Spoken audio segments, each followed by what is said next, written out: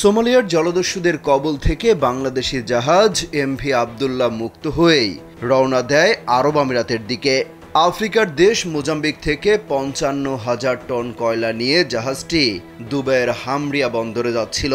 মার্চের ১২ তারিখ সোমালিয়ার মোগাদিসু থেকে ৬০০ নটিক্যাল মাইল দূরে ভারত মহাসাগরে এটি জলদস্যুদের কবলে পড়ে। জাহাজটিকে জোর করে অস্ত্রের মুখে সোমালিয়া উপকূলে নিয়ে যাওয়া হয়। ৩২ দিন পর ১৪ এপ্রিল সোমালি জলদস্যুরা জাহাজ ও এর ২৩ নাবিককে মুক্তি দেয়। এরপর জাহাজটি আবারও রওনা দেয় হামরিয়া বন্দরের উদ্দেশ্যে।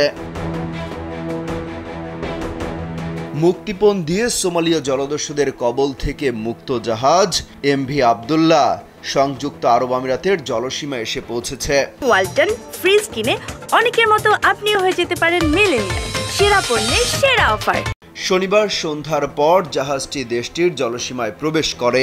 রোববার বিকেল ৪টা নাগাদ ফুজাইরা উপকূল এবং হরমুজ প্রণালী দিয়ে আমিরাতের আল হামরা বন্দরের বহির্নোঙরে পৌঁছানোর কথা রয়েছে জাহাজটির।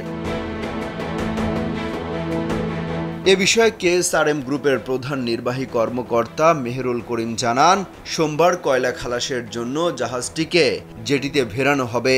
সেখান থেকে ২ জন নাবিক বিমানে করে দেশে ফিরবেন।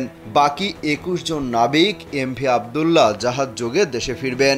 সেক্ষেত্রে তাদের সময় লাগতে পারে আরও ২৫ থেকে ২৬ দিন।